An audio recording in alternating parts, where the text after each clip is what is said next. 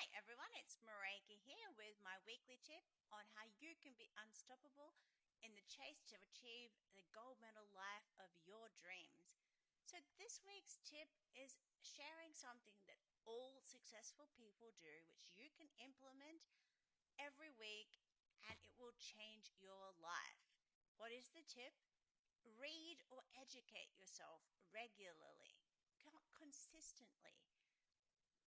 Something I started to do when I was a teenager was read autobiographies and biographies of people who were successful, not just in my area of sport, but in every other walk of life.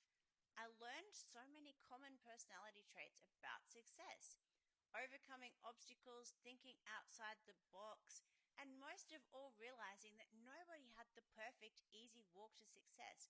So anytime I thought to myself, gee, I couldn't do what that person did because I don't have the money, I don't look like a supermodel, whatever stupid excuses we might tell ourselves, when you start reading people's real life stories, you find out their journeys are just like ours. Their pants split before they go on stage, they get nervous, they have family problems, the stuff behind the scenes that you just don't know about that happens to us too. And so it's really, really inspiring. I used to take specific books which I knew would really inspire me to every swimming competition. Now, I wrote about when I was at the World Championships for the first time. I read Kathy Freeman's autobiography. I saved it for 12 months to read at that specific moment because she was someone I admired and I knew reading her book would get me in the right mindset. This week, I've got a really good book tip for what I'm reading at the moment. I can highly recommend. If you've been watching the Tour de France, you might have seen Chris Froome taking the lead for Team Sky. Now, I started reading this book before he was in the yellow jersey, and I was just blown away by this man's story. It shows you where you can come from and rise to great heights. So this is a kid that's born in Africa and starts off riding a tiny rickety bike that's far too big for himself. He has no coach. He makes friends with a local celebrity rider, basically who lives in a tin shack, and with a bunch of friends called the Safari Simbas, they learn and teach each other to ride bikes without any help from the National Cycling Federation. In fact, for his first international race in Egypt, they basically had no support.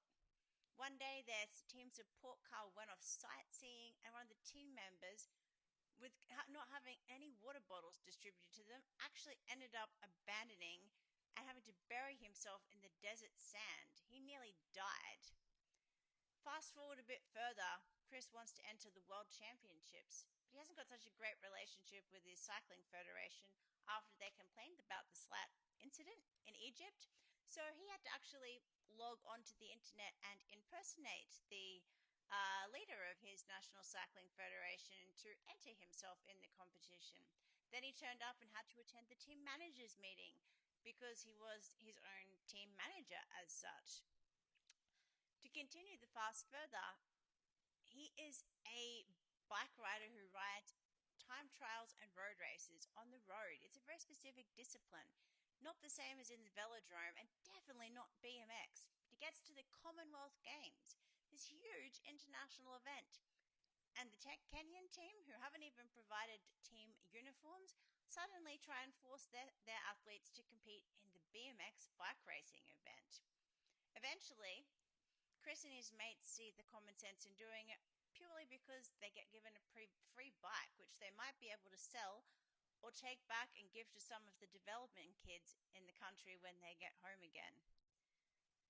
Finally, there's a story in there that really shows overcoming adversity. He's riding his bike out on a training ride in Africa when he's faced by a line of people across the road ready to mug him, basically. And he's making these mental calculations. What have I got? A phone, my bike, my money, and then I'm going to be standing here with nothing. What choice do I have? They've already seen me. I could turn around and try and run away, but they may follow me. So he charges head first into this line of people, bowling them over as they try and scramble and steal his things. Not surprisingly, perhaps, after all of that, when he discovered he had the opportunity to represent England, Chris has moved to a new country, prepared to give up his nationality and the country he loves in pursuit of his Olympic dreams and his chance to ride in the Tour de France, which he has now just won. So if somebody can do that from the humble beginnings of a tin shed, a guy from English descent training with a Kenyan based out of a tin shed and go on to win the biggest bike race in the world, just imagine what you can do. And it's reading these stories that will really spur you on to success. So, my tip is read a book every week of someone who inspires you, or watch a TED talk, study a course, listen to an audio program. Every week, do something that expands your mind or opens it to new possibilities and gives you inspiration, because it will give you a whole new perspective on your business, your life, and the goals and dreams that you're chasing. I hope this has helped you. If you've got any questions or comments, leave them down below on the Facebook page. Thank you. I'm Marayke, helping you to live an unstoppable, unbelievable gold medal life. Thank you.